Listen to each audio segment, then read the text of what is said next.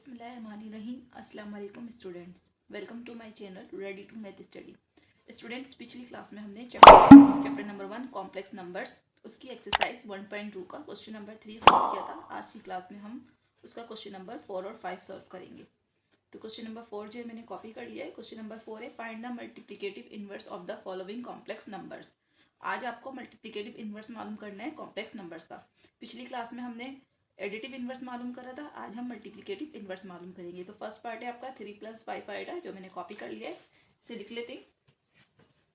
ये है हमारे पास 3 + 5 आएगा। इसको ऑर्डर पेयर फॉर्म में लिख लेते हैं। तो z इज इक्वल, इसका ऑर्डर पेयर बन जाएगा 3, 5।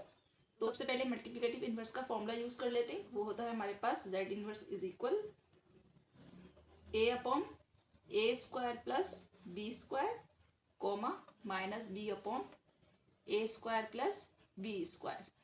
तो a और b की वैल्यू सेलेक्ट कर लेते हैं। a की वैल्यू बन जाएगी 3, और b की वैल्यू हो जाएगी हमारे पास 5। फॉर्मूले में वैल्यूज को पुट कर देते हैं। Multiplicative inverse is equal, a की जगह पर हम 3 लिख लेते हैं, 3/a² या 3 का स्क्वायर + b² या 5 का स्क्वायर, और कॉमा, अब माइनस b का मतलब है 5/a² मतलब 3 का स्क्वायर + b² मतलब 5 का स्क्वायर।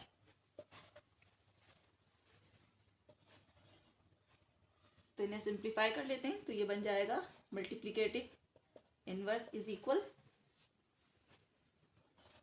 ये हो जाएगा 3 और डिनोमिनेटर में हो जाएगा 3 3 = 9 और + 5 5 = 25, कॉमा, और ये हो जाएगा -5 और यहाँ पर भी हो जाएगा 3 3 = 9 + 5 5 = 25।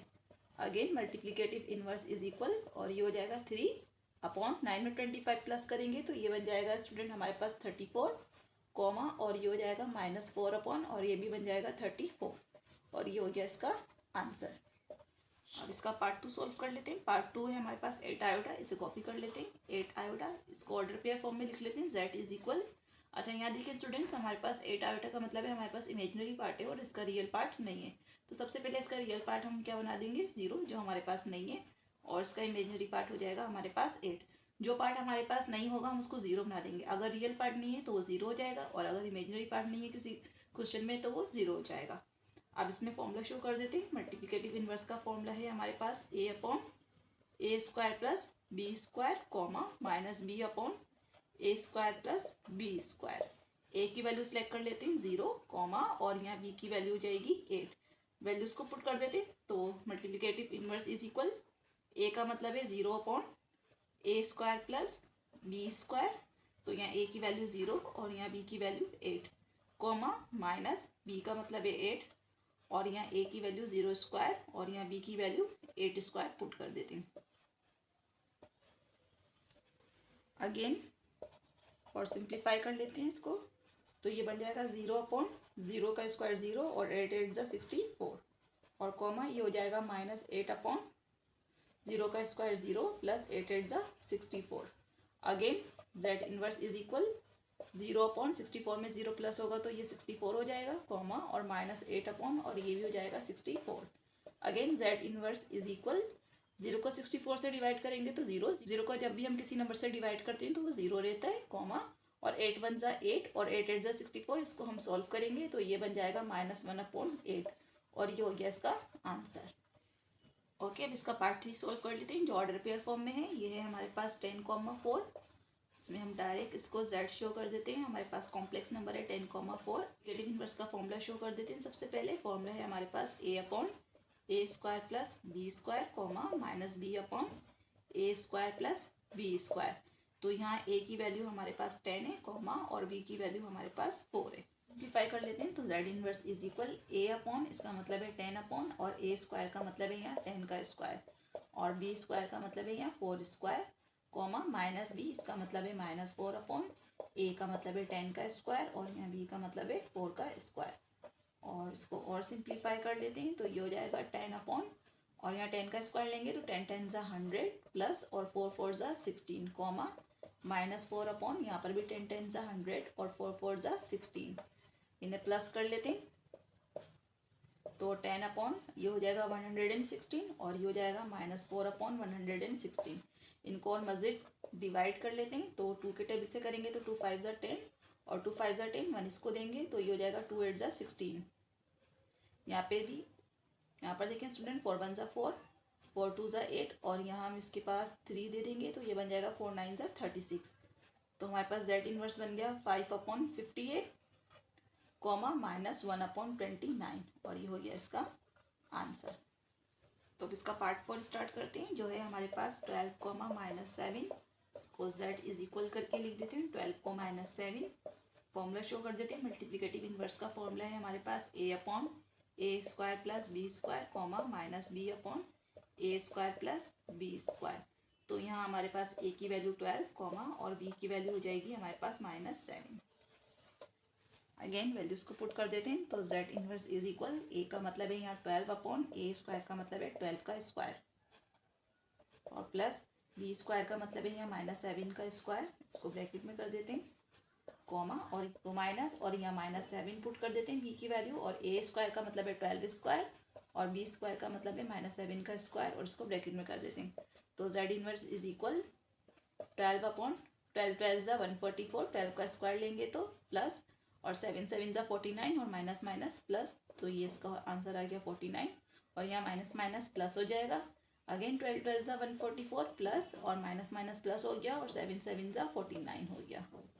Again z inverse is equal, ये बन जाएगा 12/144 में जब हम 49 प्लस करेंगे तो ये हमारे पास बन जाएगा 193 कॉमा और ये भी हो जाएगा 7/193 और ये हो गया इसका आंसर।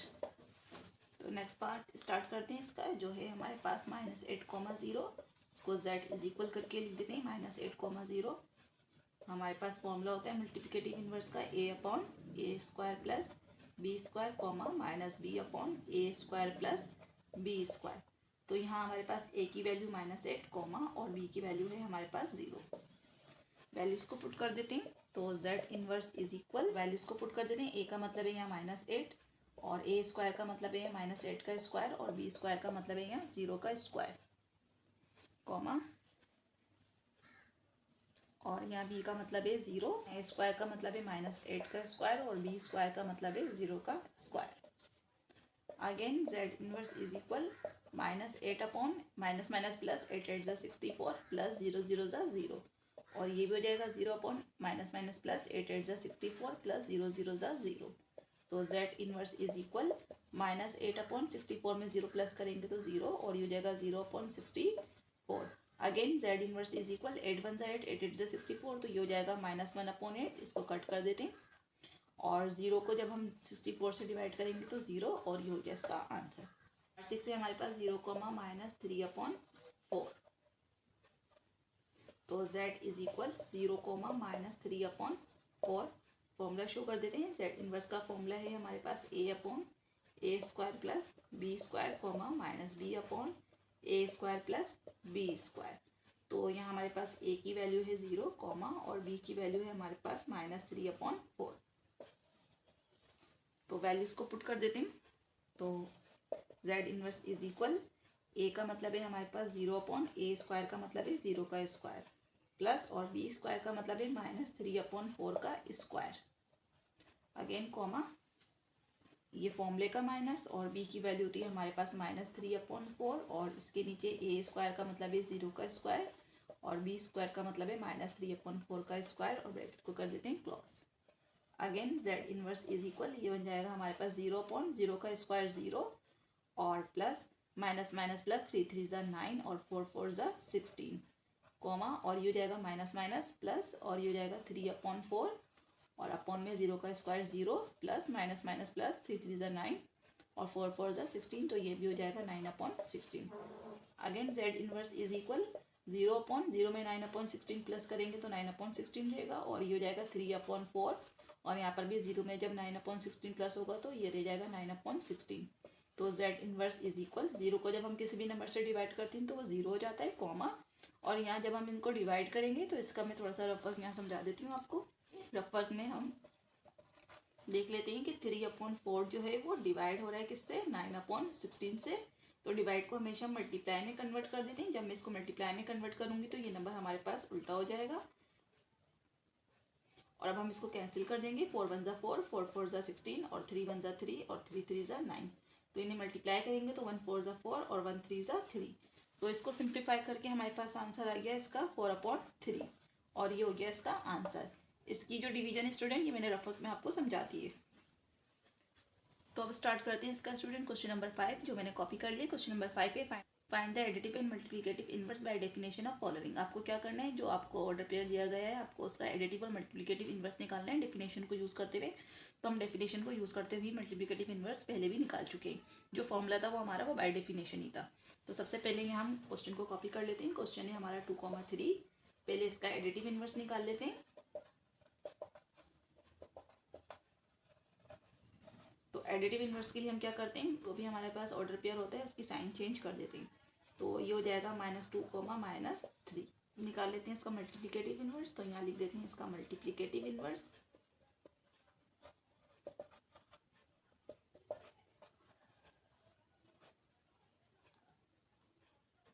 तो उसके लिए फॉर्मूला शो कर देते हैं। z हमारे पास मल्टीप्लिकेटिव इनवर्स होता है a/a² + b², -b/a² + b²।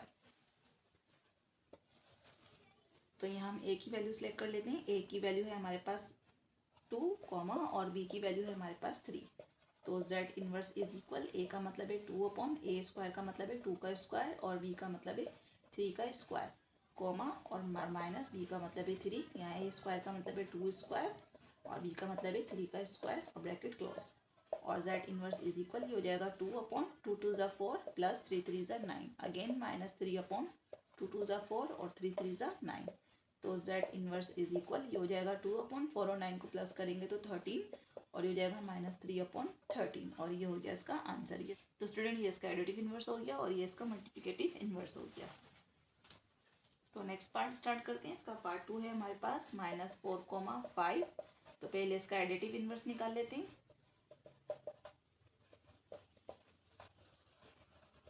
तो इसका एडिटिव इनवर्स हो जाएगा, 4 की साइन चेंज करेंगे तो प्लस हो जाएगी और 5 की साइन हो जाएगी हमारे पास माइनस। अब इसका मल्टीप्लिकेटिव इनवर्स निकाल लेते हैं।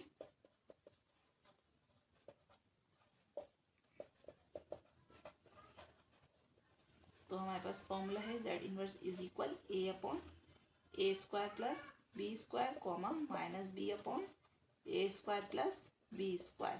पहले वैल्यू सेलेक्ट कर लेते हैं। यहाँ पर हमारे पास a की वैल्यू है हमारे पास -4 और b की वैल्यू है हमारे पास 5। तो फॉर्मूले में वैल्यूज को पुट कर देते हैं। a का मतलब है -4 और यहाँ a का मतलब है -4 का स्क्वायर और b का मतलब है 5 का स्क्वायर। यहाँ माइनस और b का मतलब है 5 और यहाँ पर भी a की जगह हम -4 पुट कर देंगे और b की जगह पर 5 का स्क्वायर पुट कर देते हैं। तो z इनवर्स इज इक्वल, ये हो जाएगा -4 और ये जाएगा माइनस माइनस प्लस, 4 4 ज़ा 16 और 5 5 ज़ा 25। अगेन -5/4 4 ज़ा 16 और माइनस माइनस प्लस और 5 5 ज़ा 25 हो जाएगा। Again z inverse is equal, ये हो जाएगा -4/16 में 25 प्लस करेंगे तो स्टूडेंट्स ये बन जाएगा हमारे पास 41, और ये भी हो जाएगा -5/41 और ये हो गया इसका आंसर। ये हमने इसका एडिटिव और मल्टीप्लिकेटिव इनवर्स मालूम कर लिया। तो स्टूडेंट आज की क्लास में हमने चैप्टर नंबर 1 कॉम्प्लेक्स नंबर्स उसके एक्सरसाइज 1.2 का क्वेश्चन नंबर 4 और 5 सॉल्व किया है। आज की क्लास के वाले से अगर आपका कोई क्वेश्चन हो तो कमेंट सेक्शन में कर सकते हैं। मिलते हैं अगली क्लास में नेक्स्ट क्वेश्चन के साथ। जब तक के लिए अल्लाह हाफिज़।